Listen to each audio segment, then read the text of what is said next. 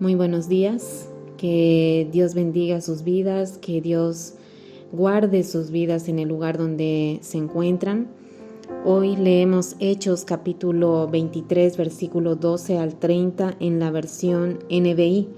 El título para hoy es Dios cuida a sus siervos. Dice así: muy de mañana los judíos tramaron una conspiración y juraron bajo maldición no comer ni beber hasta que lograran matar a Pablo. Más de 40 hombres estaban implicados en esta conspiración. Se presentaron ante los jefes de los sacerdotes y los líderes religiosos y dijeron: nosotros hemos jurado bajo maldición no comer nada hasta que logremos matar a Pablo. Ahora, con el respaldo del consejo, pídanle al comandante que haga comparecer al reo ante ustedes, con el pretexto de obtener información más precisa sobre su caso.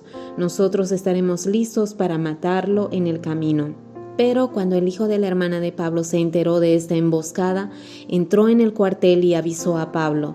Este llamó entonces a uno de los centuriones y pidió: lleve a este joven al comandante porque tiene algo que decirle. Así que el centurión lo llevó al comandante y dijo: el preso Pablo me llamó y me pidió que trajera a este joven porque tiene algo que decirle. El comandante tomó de la mano al joven, lo llevó aparte y le preguntó: ¿qué quieres decirme? Él contestó: los judíos se han puesto de acuerdo para pedirle a usted que mañana lleve a Pablo ante el consejo con el pretexto de obtener información más precisa acerca de él. No se deje convencer porque más de 40 de ellos van a tenderle una emboscada. Han jurado bajo maldición no comer ni beber hasta que hayan logrado matarlo.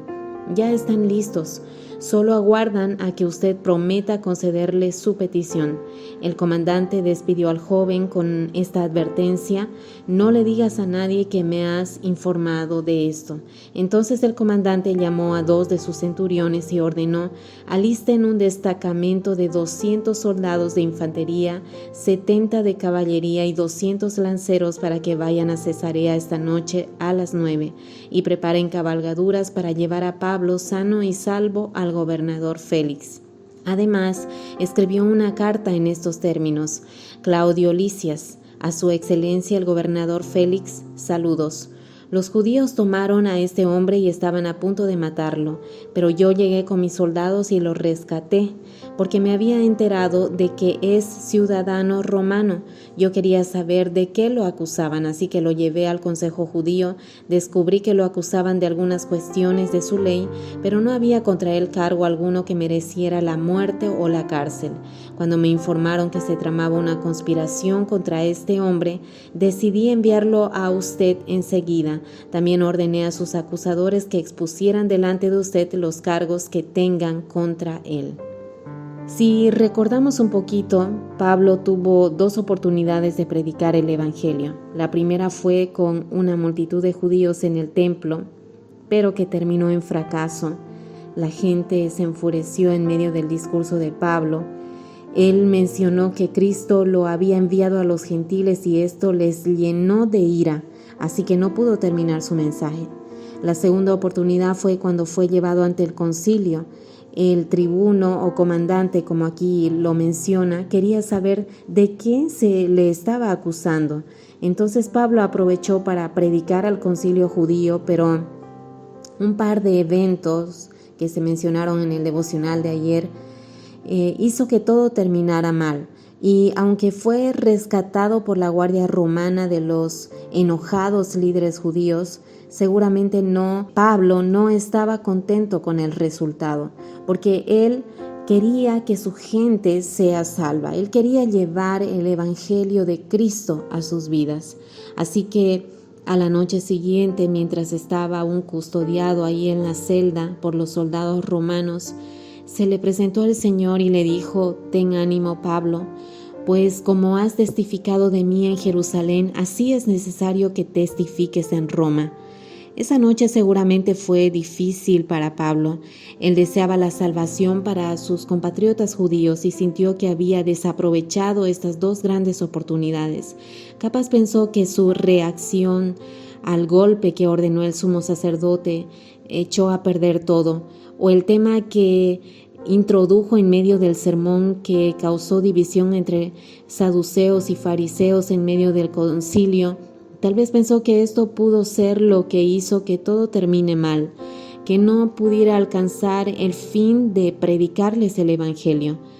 Imagino lo indignado que estaba el apóstol Pablo, preguntándose qué hubiera podido hacer para ser escuchado por sus hermanos.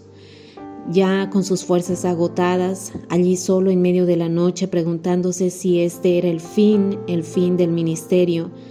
Y el diablo, que es experto en aprovechar estas oportunidades, el desánimo que lo invade, la preocupación, la soledad.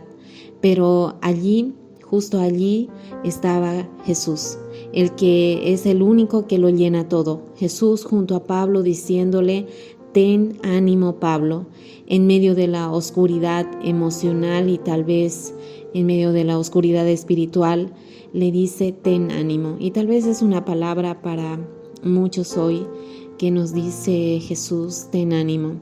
Jesús se encontró con Pablo allí en la celda, y así como Pablo necesitaba esta palabra, tal vez hoy alguien necesita escuchar esta palabra: ten ánimo.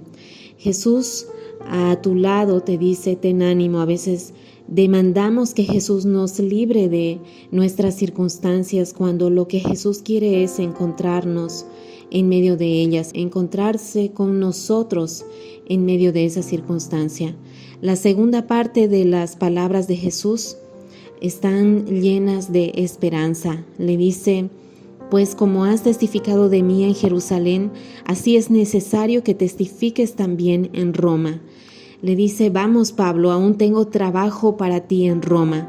Si por un momento pensó que lo que hizo mal en Jerusalén, que él no pudo llevar bien el mensaje de Cristo, Jesús le estaba diciendo lo contrario.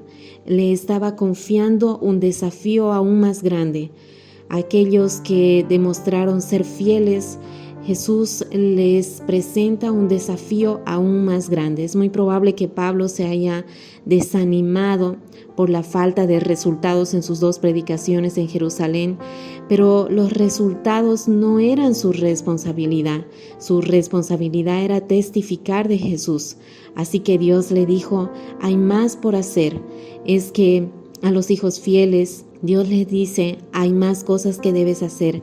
Estas palabras traen alegría al siervo fiel y seguramente te traen alegría a tu corazón.